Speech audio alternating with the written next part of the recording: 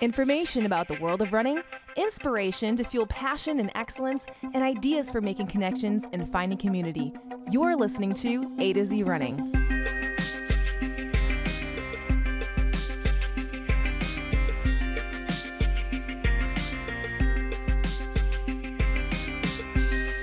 Hello, running community, and welcome to the AtoZrunning Podcast, where we help runners thrive. I'm Andi. And I am Zach. Today on the AtoZrunning Podcast, we're talking about what we can learn from other runners. And today we have the privilege of having Matt Chittim of the Rambling Runner podcast to discuss things he's learned from his guests. And we'll also discuss things we've learned from our guests. And this is all unique content from what he had on his podcast when he had Zach and I on his show. So we'll link to that too. I am having trouble following exact lines of logic of what you just said, but I think it will all make sense if you keep on listening. Remember that there are at least a few important considerations as we discuss the topic, and that includes things like the benefits in general of learning from other people. And as runners, what can we learn from other runners? And then, of course, why we do enjoy the opportunity to learn from others, and there's going to be some conversation along those lines. And a note of caution, because, as you know, whenever you're trying to look at someone else in the thing that they do, it runs the risk of comparison in a negative sense. And what is comparison the thief of, Andi? Joy. Oh, that's not at all what I was thinking. But and Strava segments. I'm kidding. Okay, so yes, any of you who are familiar with the Strava fog that happens when you think that everything you do on Strava must stack up, which many of us have experienced, and all of us know what it feels like when we're starting to wonder what other people are going to think of us when they see our run on Strava. I did, in fact, run 2 minutes per mile slower than I usually do. Will they judge me? I'm not going to get as much likes as I usually do. And I'm that's not going to get any cool comments. My friends are going to post, and they're going to say, hey, is something wrong? No. I just ran slow. You hater. All right. Well, by the way, you also need to follow and subscribe, so go to AtoZrunning.com, click the word follow. It's very close to the word coaching, which is also a great place to click, and subscribe on YouTube, as well as places like Apple Podcasts, Google Podcasts, other podcast places. We don't actually know all the places our podcast goes, believe it or not. It's fascinating how these things work. Yes. But it's probably there. Yes, including Amazon Music now. Did you know that, Zach? Not a clue, which means another place. Another place. And we love connecting with you on social media as well. On Instagram, we love to learn new things from people like maybe you. So Margs and Marathons and Bodkick both gave this fact that I didn't know, which is that concrete is 10 times harder than asphalt. And then, of course, gravel and track and grass are much softer even than that. I did know that the benefits. So Zach and I often will talk about the benefits of running on grass or dirt, but I didn't know that stat. Did you know that stat, Zach? Yes, 10 times? I did. But the 10 times? Well, exactly? No. Significant times. Okay. I didn't put a number on it. Who knows?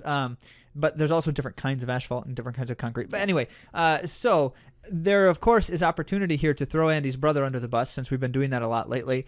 And there were a lot of really funny instances of this in college, because her brother was also our teammate in college, where he would be running on the sidewalk and immediately jump into the road suddenly and very quickly. And everyone would be like, hey, Luke, what you doing?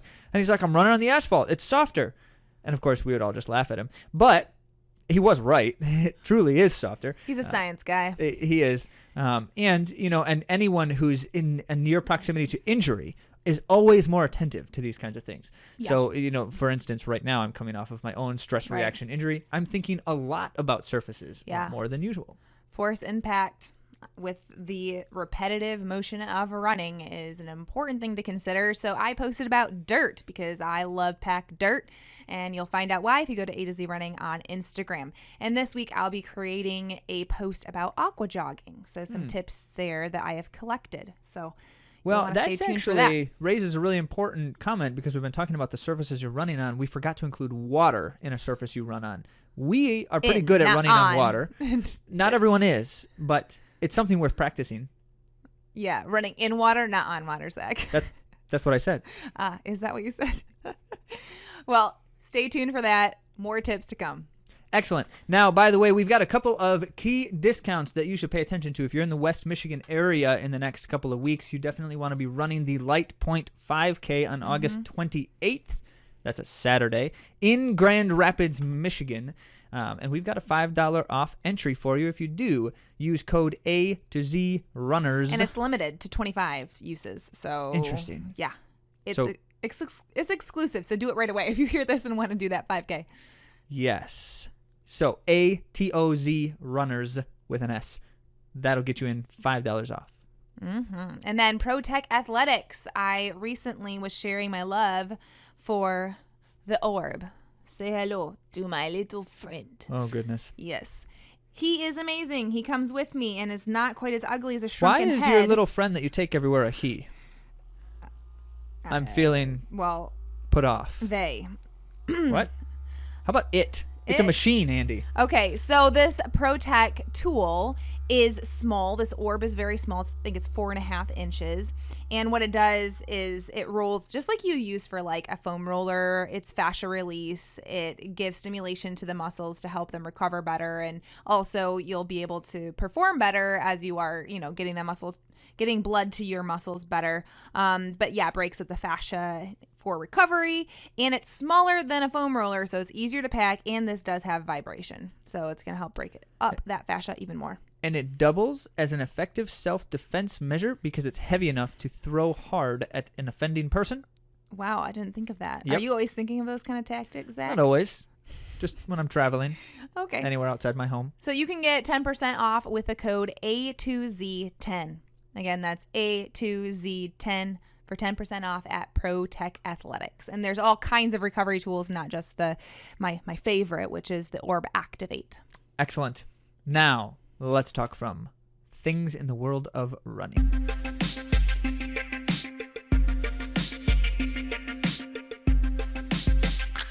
Three things from the world of running in the last week. First up, Cape Cod. Cape Cod, there is a historic race, the Falmouth Road Race, and it's near the Boston area in Cape Cod.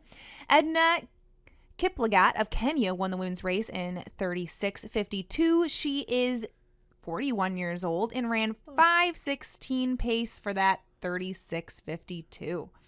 Pretty impressive. Yeah. Now, Ben Flanagan of Canada won the men's race in 32:16, which comes out to 4:37 place. And Molly Seidel was the official race starter for this race, which is pretty cool. And she joined the field of nearly 8,000 racers and was in the very back. So she's the very last participant to cross the start line. And the deal was that she would try to pass as many people as possible, and the race would give $1 per person that she passed to a place called Tommy's Place. It's a vacation home for kids fighting cancer.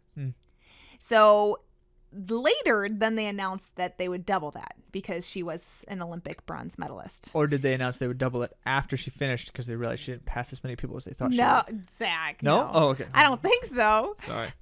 So she passed 4,761 runners. Out of 8,000? Yeah. Yeah. Pretty darn good. About half of them. So the Falmouth Road Race donated $9,522 in appreciation of Seidel's participation in the event. And then the gentleman, Tim O'Connell, who is the founder of Tommy's Place, decided he was going to match it dollar for dollar. Well then. Yeah. So nice. total, do I do a drum roll for that? $19,044. I'm struggling for pediatric cancer patients. Excellent. Yeah. And former guest on the show, Parker Stinson, was 8th place in the men's competition, and Clayton Young was 9th. And Emily Durgan, I wanted to mention her because we've been talking about her in the road racing championships for the U.S. She is now the leader of the total tally. The USATF circuit. Okay. Yes, and she was runner-up in this event. Excellent. Yeah. All right. She's scoring points. Scoring points. Okay. Well, a little bit further back on August 8th in Brooklyn, New York. Brooklyn. The fabled Brooklyn Mile. Yes, it's a fast road mile in Brooklyn and apparently gets a lot of hype. The women's winner was Danny Aragon in 4:34. She was 8th in the 1,500 meter run at the Olympic trials, and she's a fast woman. She has a PR of 2 flat in the 800, a PR of 4:05 in the 15. So great showing by Danny as the winner of the event for the women. And then the men's winner was everyone's favorite mullet man, Craig Engels in 4:02. He's not my favorite mullet man, but Who's he your does favorite mullet have, man? I'm not going to answer that question, but he does have the most spectacularly long mullet. Yeah, I think it actually looks good on him, and I don't usually think Oh, mullets dear. look great. So anyway, he's got a great mullet and also very fast times. Now that's a 4:02, which his PR is 3:51. Yeah, but that's a road mile. Yeah, that's true. They're always slow. And it's not like he's peaking for this in the summertime, like. And he won the Most race. likely. So who cares what time he ran? Who cares? He was, again, if you don't know who Craig Engels is, he was 4th place at the Olympic trials. He's one of the favorites to go to Tokyo. Didn't quite get the spot this time around, but he's represented the U.S. at other international competitions. So, yes. And has a mullet, And apparently. yes, and a mustache. Third up on our list has nothing to do with facial hair, thankfully, is Boston announced its pro field, elite field, for the rescheduled October marathon. No, I mean, I'm not going to list every person that's on this list who's impressive. We're just going There's to a read lot them. of Let's people. read them all. No, All 100 I'm going of to them. link to it at AtoZrunning.com, It's like reading a and you phone can go book. ahead and read them for yourself, but I was going to mention just a couple. Yeb I thought you said you were gonna- Maliz. So she's from Ethiopia. She has the fastest seated time in 2:19:36. And then Edna Kiplagat, who we just mentioned was the winner of Falmouth Road Race, is also going to be in the event. She's also the 2017 women's race champion at the Boston Marathon. Oh, with some series of past champions are running this year. With a time of 2:19:50. That's her seed time. She's from Kenya. And then I do want to highlight the American women who will be participating. Jordan Hussey. She has a PR of 2:20:57. I think she still holds the debut record for an American woman in the marathon as well. Probably. Then we have everyone's favorite marathoner, I feel like, in Michigan. You're not allowed to say that. Des Linden. I don't know, Michigan, on Twitter. 2018 I can Boston say that now, champion. right? I No, think I can you say can't that. say that. No, you can't. It's not resounding that she is the favorite marathoner on Twitter. No, one, No? because Okay. Twitter is not a real place, and Well, so the it's- opinions of Twitter don't quite matter in reality. And second, because that's not nice to all the other marathoners. Come on. I know, that's true. I don't. Comparison but- is the thief of joy. We're And talking you're about that. thieving many I'm thieving. marathoners' Okay, joy. well, we can appreciate Des Linden for all We do her appreciate snarky Des. remarks and and for her great 2018 Boston information win. and inspiration. So 2 Boston champs in the last Yeah. few years in this field. That always makes for just kind of a fun dynamic. And then Molly Huddle. I would love to see her back because she was injured for the 10K this year. If you'll remember, she did not compete at the U.S. Olympic trials. And then And in case you are not privy to this, Molly Huddle to this day believes she has not yet run her potential in a marathon.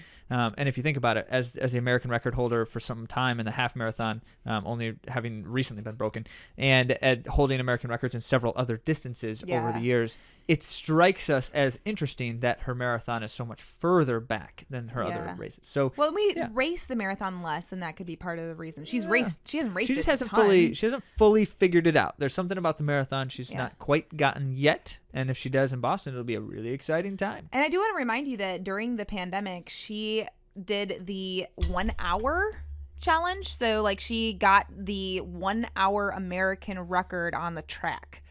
So that was Sifan Hassan did the 1 hour world record this year as well. So just an interesting fun fact from Molly Huddle from this year.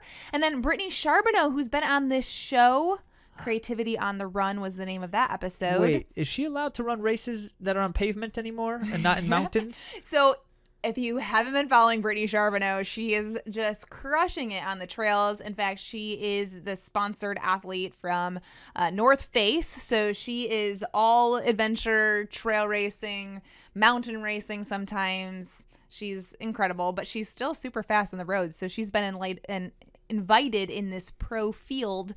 It will be fun to see how this translates because she's been doing so well on the trails. Very cool. This is quite a bit flatter and harder. As far as surface-wise. Surface-wise, sure. And then Anne-Marie Kirkpatrick, she is also in the pro field. She was on our podcast talking about recovery, if you'll remember. And she's also the one I referenced quite a bit about how she shared that she runs much slower for her easy days than her marathon pace. She runs like 2 minutes or more slowly than her marathon pace. The reason why Andy continues to bring that up is because Andy felt validated in being able to slow down her runs after Anne-Marie, who is a faster marathoner than Andy, said she was running her easy runs slower than Andy. And Andy was like, okay, that gives me permission to. So despite the fact that her coach kept telling her over and over she could slow down those easy runs, she was not willing to do so. That's why I'm giving you all permission. Until Anne-Marie said she was, yeah. Well, that's anyway. One of the benefits of learning from other runners. That is our main topic for today.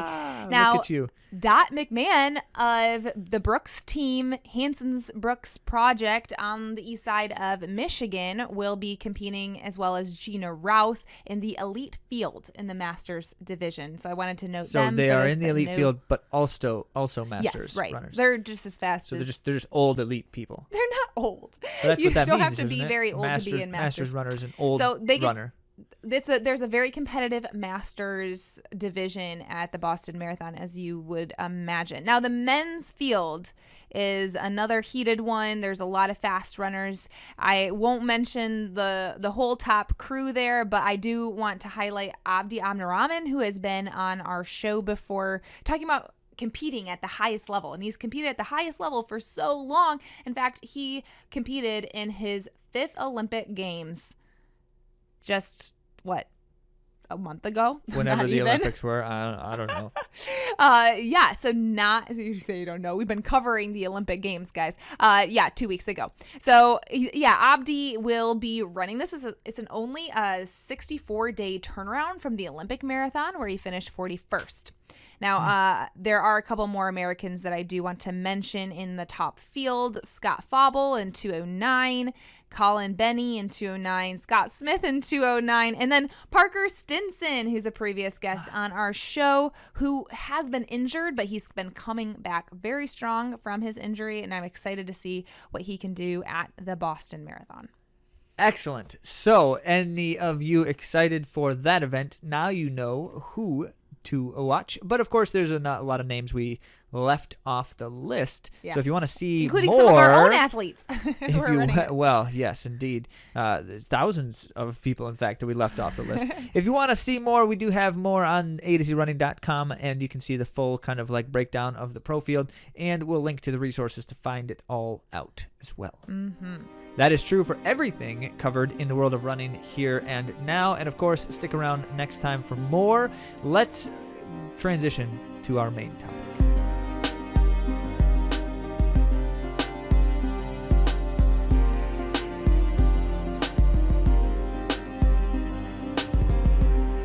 Well, as noted, we are going to spend the next several minutes comparing ourselves to other runners on Strava.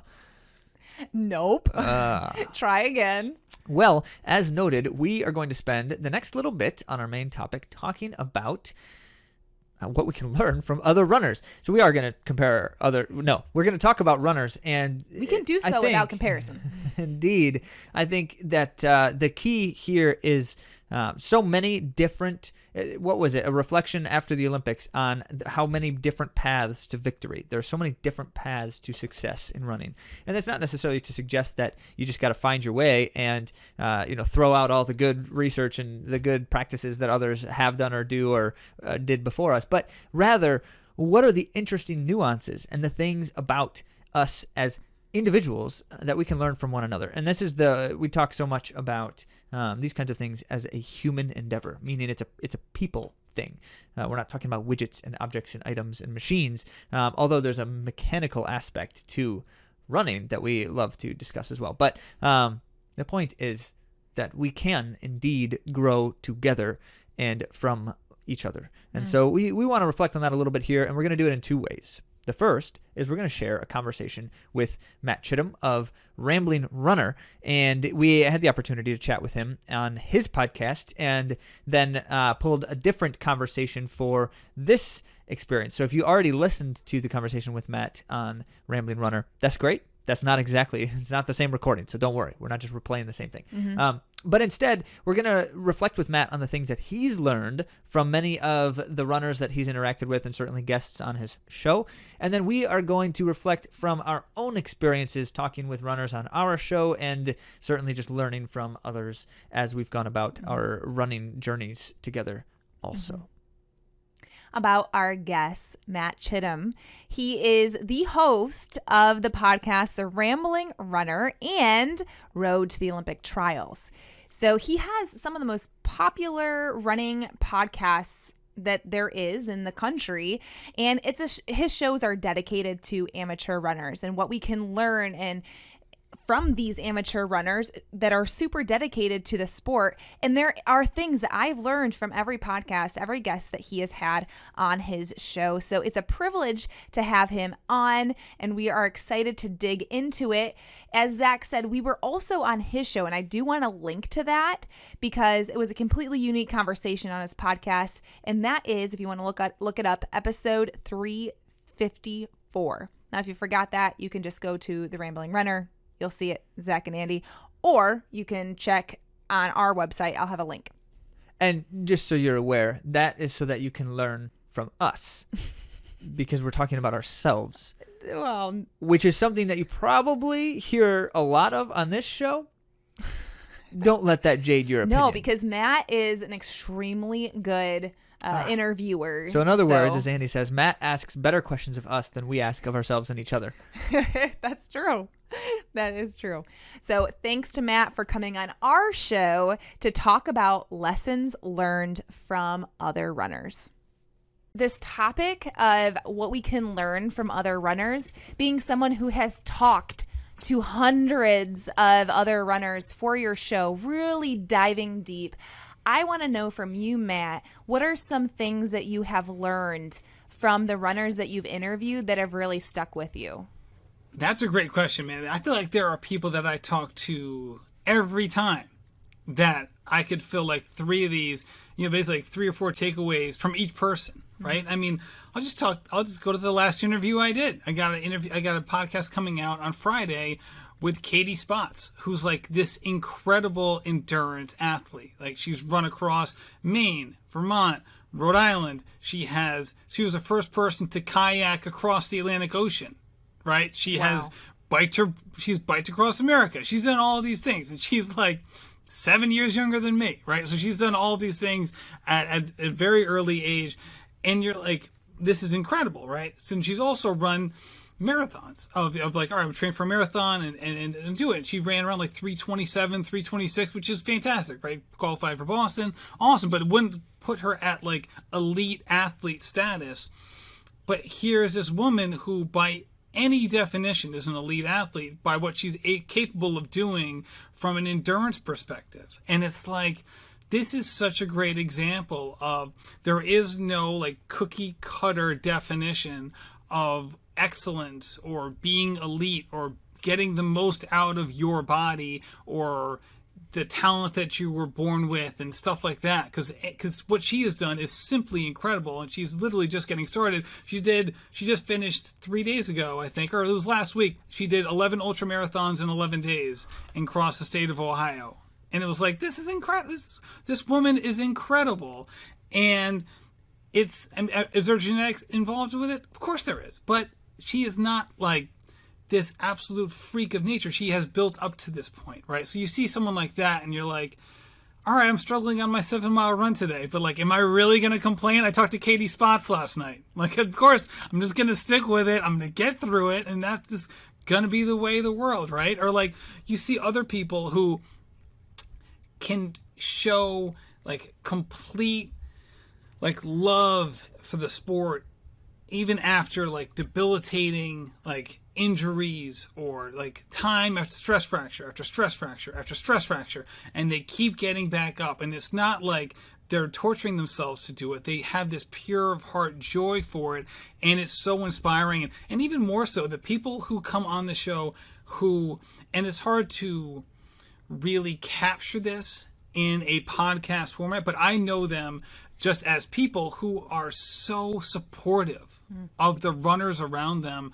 And you see people like that, and for me, that's like this huge takeaway, because I know that for them, the reason they do it is purely altruistic.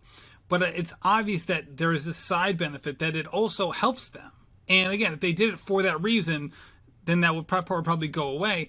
But it's seeing the positive impact they have on everybody in their community, themselves included, that is something that, while I try to do with the podcast, is something that I don't do a great job of, in person.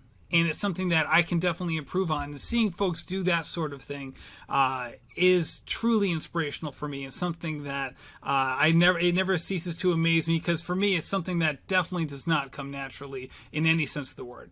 Thanks for sharing that. Yeah. Your podcast has so much richness when it comes to talking about running, but then also life, because as runners, it is definitely more than just a sport to us. It's a lifestyle. It's a community, and sometimes it's part of our identity, and that's hard. That's something that to wrestle with, especially when injury comes or things get in the way of us doing our running. But there's so much there that's more emotional, mental, and then that physical component, of course. But I think what's really cool about your podcast and being able to talk with all kinds of athletes is that you really can get to the heart of life, and this runner who is totally multifaceted. I would like to know from you, Matt, how this community that you've formed, how that's impacted your running and how you see running as a sport.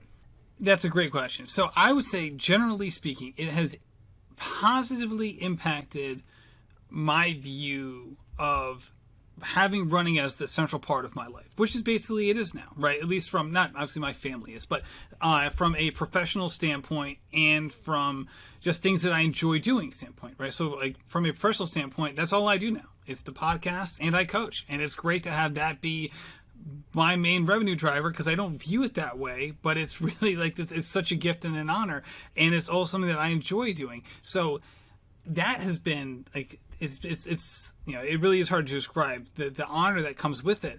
I will say there are the negative of it is that I talk to so many people who are doing so many amazing things, and I'm not gonna lie, there are points where I look at my own running and I'm like, I wouldn't interview me. Like, I'm not, when am I going to now do something with my own running that would reach the level, not from a time perspective, but just overall, holistically, do something with my own running that would reach the level of the people that I'm honored to speak to a couple times a week. So there are definitely moments where I'm like, oh my goodness, like I look in the mirror and shit, I'm like, how come you can't do what these other folks are doing? Again, not always. There are moments, but I think ultimately the positive aspect is knowing that all of these folks have also had those times, right? Where we've, that's kind of like a unifying thing, where whether it's self-doubt or the imposter syndrome, or can I come back from this injury, or do I want to keep doing this? Do I want to keep going to PT all the time? I'm so sick of this. Like, right? Those moments where, we look back on them later, we're like, that really wasn't that long of a time period, but it feels longer when we're in it, and it can be like this, the time can kind of compress upon itself, and there are those moments where I definitely have that feeling, but at the same time, when I take a step back, I realize that so did all these other people, and that didn't stop them from doing what they're capable of doing. And what am I capable of doing? Lord knows, I have no idea, but I know that if I can put in the kind of consistency, and even more than that, the belief that goes along with it, that whatever is potentially there down the line, that I can get there. But again, I think the belief part is something that I have struggled with in the past, because in the past I felt like when I was good at sports, it usually wasn't a result, especially early on, from work ethic. There were definitely times where I've worked hard, but usually the sports that I chose because of the early easy wins, and then I built upon them. So when they haven't come, that has led me to then, question my abilities and belief in myself in those endeavors, as opposed to saying, hey, I stuck with it time and time again, I'm just going to keep doing it. And I think that's kind of the stage where I'm at now, of like, hey, I haven't been, my progression has not been linear. In fact, maybe it has been, but it's going the other direction. It's going downward in a linear path.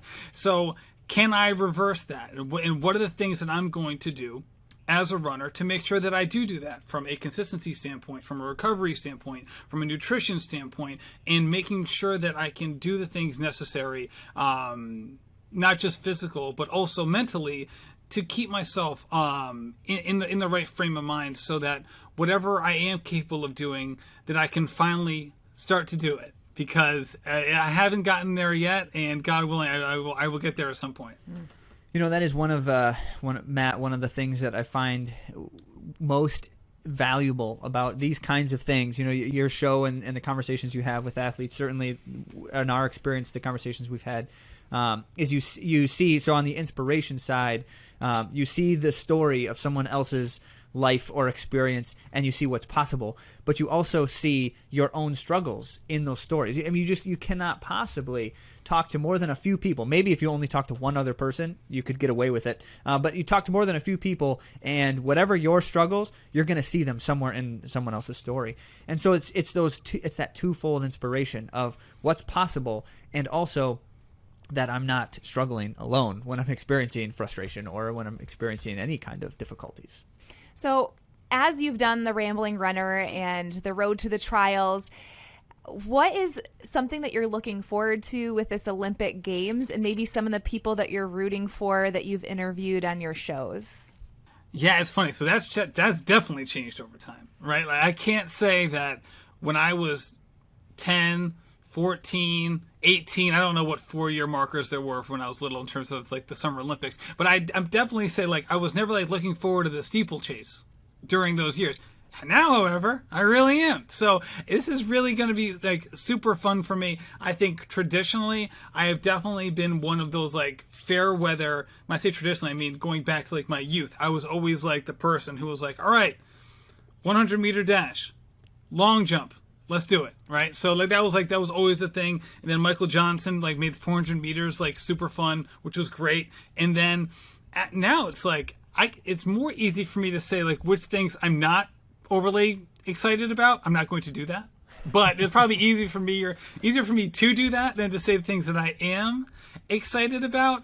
And especially now because like before, it's kind of like how it was with gymnastics, right? Like I don't know the personal stories of the gymnasts. I enjoy watching it, but I don't know the personal stories, or at least the training that has gone in to get them to this point. Whereas now, like with running, like I've like over the past couple of years, like, and even more than that for a lot of these people, I've like loved following along and watching and see what happens, and it really is super exciting. And I think the one that I'm the most excited about is to see Emily Sisson. I think that the main thing is just the personal connection. I think we all have those moments where we have personal connection to things for a variety of different reasons. I worked at Providence College when she was there, and it was awesome to like look out of like my office onto the track, which they had just built, and see her training there with Molly Huddle.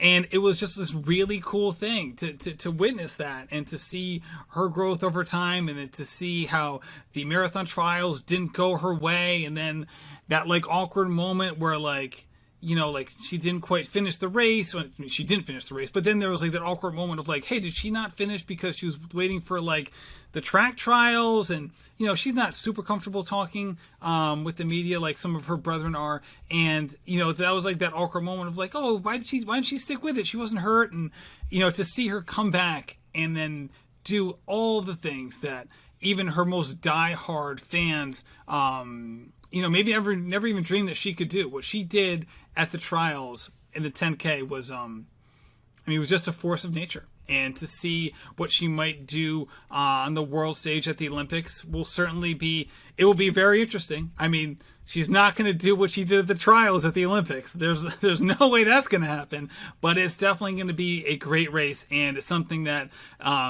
it's hysterical to me now. I would never be like, yeah, the 10K on the track will be the most exciting race. Go back in time 20 years, I'd tell you the opposite, but now, like, I can't wait to see that one. Oh, that's great. Are there any more personal connections to people that are going to the Olympics that you want to share? Well, when I say personally, she doesn't know who I am. I did interview her for the Providence College podcast. It was like one of the first college podcasts ever created, and I was like so excited to interview her for that. So I will say I have met her in person, but she doesn't know me from Adam. But, I do happen to know her a little bit, or at least from afar, watching her do some cool track workouts. I would say that's pretty much it. I mean, unless I'm like, I would hate for this to come out and then all of a sudden I like think back. I'm like, how did I forget that one? But I think for the most part, that's really it. And, that's kind of the beauty of what the Rambling Runner podcast has been. It was that, I have done some stuff with some professional runners, but all in all, it's amazing to me that we've been able to do all of this on the backs of really cool, interesting, and inspiring amateur runner stories. And that was always, the backbone of what this podcast was about.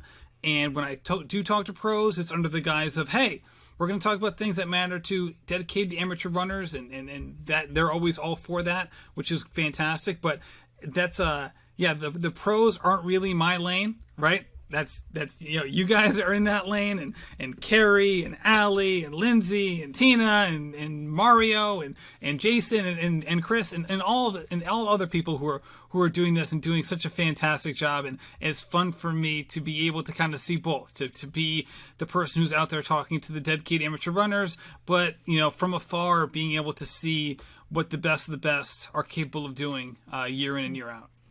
Yeah, that's so cool. And I love that. I just really, really do, because there is such a shared experience. And like I had mentioned earlier, it's mental, it's physical, it's emotional, and we can all relate to that as runners. If you run, you're a runner, and you can experience these things. We test ourselves. It's super vulnerable. I think that's what makes watching the Olympic Games and these athletes that we see at these high level meets so cool as a fan, because you can say, I have been in that moment too, and there are moments of great excitement and a defeat. We have a different version of that, of course, ourselves, but we can see what they're doing and then be able to, in our own lives, experience similar things. So running is so universal, and I love that it can connect all of us together and that we can learn from so many people in the running community. All right, Andi and Zach, thank you so much for coming on the show. This was an absolute pleasure. Best of luck to you in all things running, whether it's your own running, your running podcast, your coaching, all of it. You're doing such great work. Thanks so much, Matt, and you as well. Appreciate the opportunity to talk with you here. Hearing you talk with so many people and then having a chance to engage directly with you is just a rare treat, so thank you. Thank you, Matt. Well, certainly, thanks to Matt for being willing to share amongst the many experiences a few highlights from his interactions with other runners. Mm-hmm. We do appreciate. We do. Thanks, Matt. And then we also wanted to take some time to dig into some of the things we've learned from our guests. So beyond impressive times and expertise, there's transcendent qualities that we can learn from others that help us become better runners, help us thrive better as runners. So as I interact with athletes and other people, I tend to occasionally bring up Brittany Charbonneau, who we had on our show. Like we all mentioned the time. Earlier. Andy brings up Brittany every time she talks to a runner. I've learned something valuable from her. And I like to do that. I am someone who likes to find these nuggets, and I cannot keep good news to myself. So when I find something that works for me, that's why we have a podcast, right? When I find things that have worked for me or that have clicked with me, I like to share them. So Brittany Charbonneau spoke on our podcast about creativity on the run. She is somebody who I respect so much as an athlete, but then also as a coach, and what she does to involve art and creativity and themes into her runs. She also has slowed down to run with her sister on some days when it doesn't quite make sense maybe in her training, but her coach recognized that she needed to have that sister time, and that helped her thrive as a runner. It's all about longevity. It's about the process. And if she can make the process more joyful, she will be a better runner and thrive better. So that's something that I've learned from Brittany. And then there's so many that I could highlight here today, everyone, but I just have a couple that I want to keep a tally count of how many times Andi says there's so many things. I know. But we had a duo team, a father-son duo team. We had 2 of them, in fact, on our show. It was called Father-Son Teams. We had the Johncocks and the Agars, and they helped us see that companionship and doing the sport together was something that gave them so much joy, and it added meaning for them to be able to do this as a father and son team. They helped each other be stronger. And then Leah Fallon, who you've heard me speak of her before. This is she was previously Leah O'Connor. She got married to Lewis Fallon, and now she is still running strong, and she had come from this point of injury, and maybe we could call it a little bit of despair at one point. And she joined Dathan Ritzenhein, and he's her coach, and she told us on our podcast way back when, was it 2020, maybe before that her goal was to feel powerful again.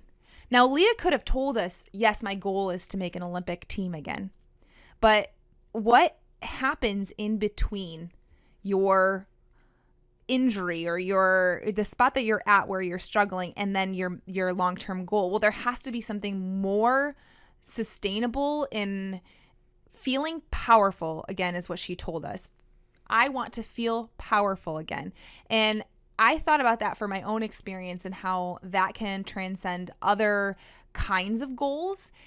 And it can help us get to maybe things like, oh, I want to qualify for this, or I want to run this certain time. But feeling powerful again was a really important goal.